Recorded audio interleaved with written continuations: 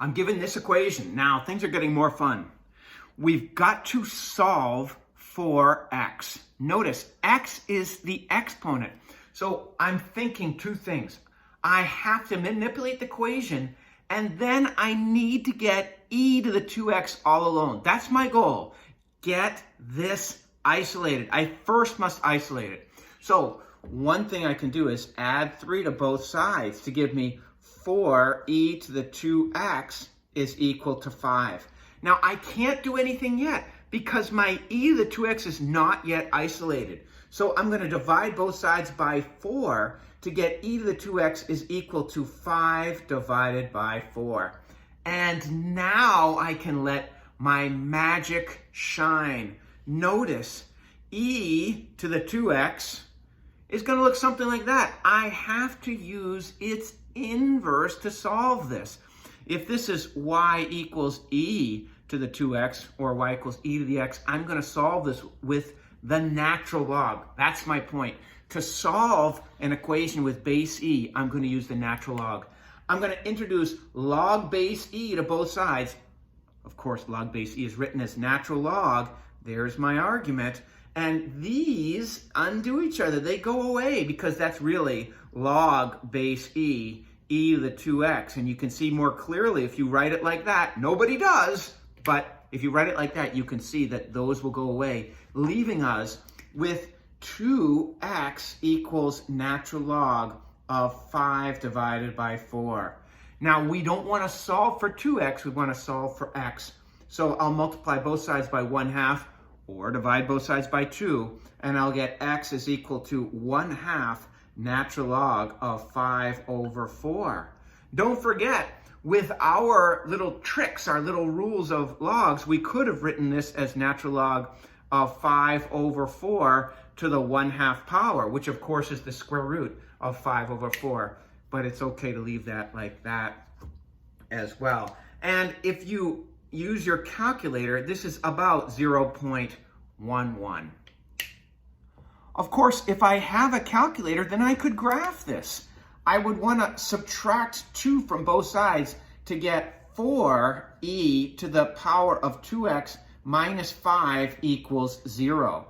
Now, I'm going to make this an equation. F of x is equal to 4e to the 2x minus 5. Notice, where y usually is for my equation, I've put in a 0, which means I'm looking for spots on the graph where y is 0. And when does that happen? Well, we're looking for x-intercepts, also known as zeros.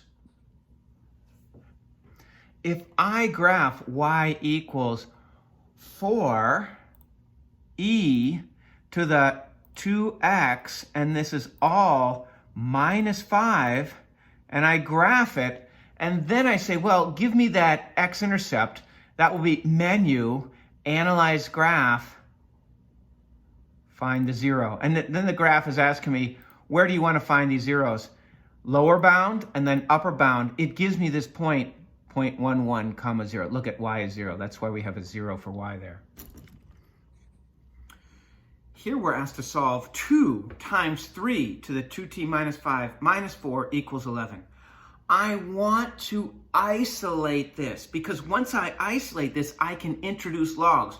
Why would I want to introduce logs? Because this is essentially, it's going to be y equals 3, is going to be 3 to the x. And I know its inverse is y equals log 3x. So anytime I'm given an exponential, my mind says, well, let's isolate the exponential and then introduce logs of the same base.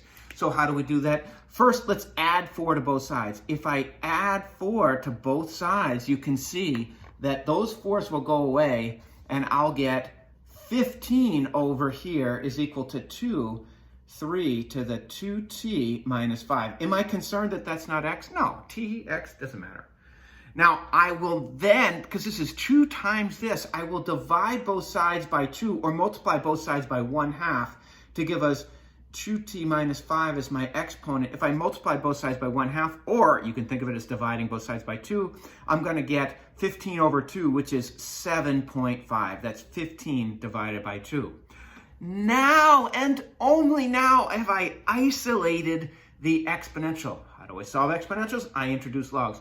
Which log would I like to introduce? Log 3 2t minus 5 equals log 7.5. If I wrote it like that, then I'd be introducing log base 10. That's the common log.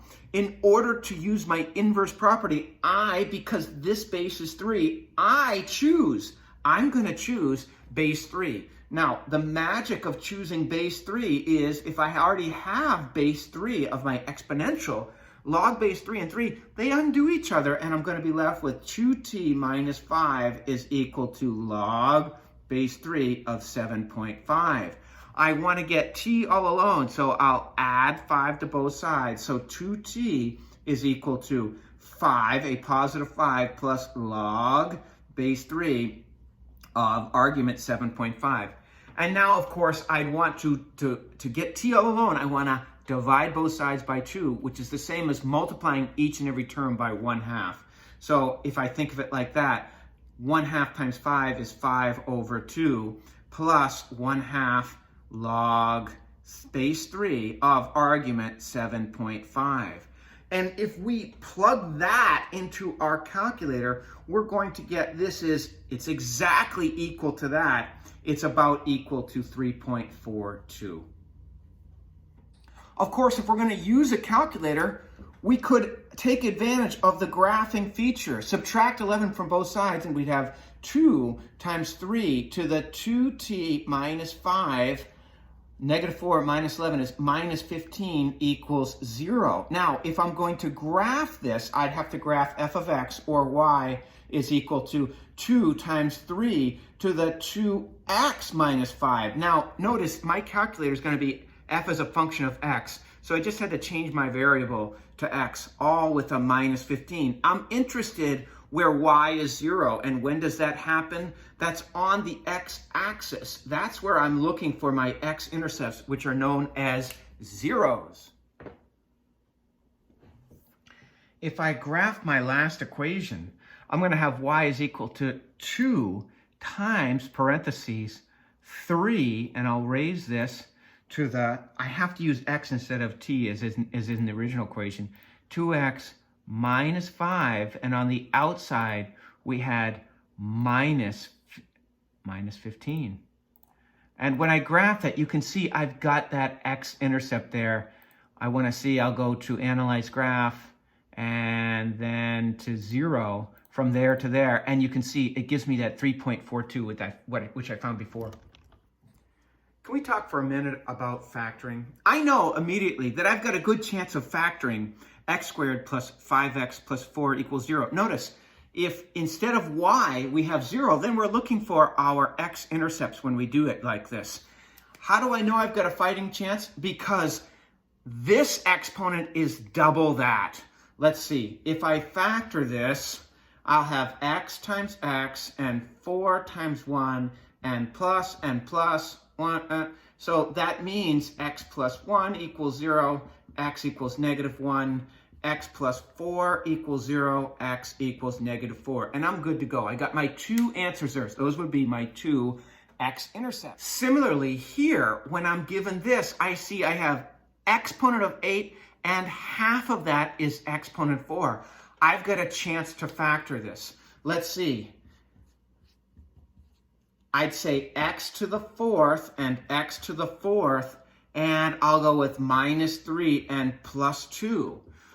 Now, x to the 4th times x to the 4th, I know if I have x to the 4th times x to the 4th, when I'm doing FOIL, first, outer, inner, last, that'll give me x to the 8th. So I'm good to go there. My last term is equal in its easiness. My last term of FOIL is negative 3 times positive 2, which is 6. So I'm good to go in that regard. Now here's where my money is made, the OI of FOIL. This will give me negative 3x to the 4th plus 2x to the 4th, which is negative x to the 4th. So I did factor this correctly, and I can go on setting each of those to 0 to solve for my x-intercepts. Now, why did I go through all of that rigmarole? Because if I ask you to solve this, this is 2.71828 to the 2x power. This is half of that. If this exponent is double that, or if you think of this, this is half of that, you've got a chance to factor that. So I'm asking myself, what times what gives me e to the 2x? Hopefully you can see e to the x times e to the x is e to the 2x. So e to the x times e to the x. Now I'm thinking about factors of 2 that will add up to -3. How about -1 times -2? If they're going to add up to multiply to +2, and they add up to -3, I think I've got my answer. It will be -1 and -2. So I've factored this correctly. Now, the zero product property says if this times that equals 0, then this must be equal to 0, or this must be equal to 0. But those aren't hard for us to solve. We want to isolate e to the x. E to the x equals 1. Now, how do I solve an exponential? I've isolated my exponential. I'm going to introduce the natural log to both sides, and I get x equals natural log of 1. And here, e to the x equals 2. What I'm going to do to both sides is now that my exponential is isolated, I'll introduce log base e, or natural log, to give us x is equal to natural log 2. Now, you know that this is log base e of 1, and we're saying the answer to the log problem is the exponent. E to what power gives us 1? Of course, by inspection, you can say the answer there is 0. But natural log 2 is a little more tricky, and you know from, if you use your calculator, natural log 2 is about equal to 0.69. Now, I'd probably, on a test, I'd prefer you give the exact answer, 0 and natural log 2.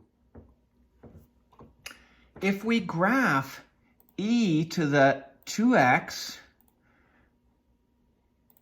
e to the 2x minus 3 e to the x, and this was all plus 2, you can see that we're going to have 2 intercepts. So maybe want to zoom in there, menu 4, if we zoom in.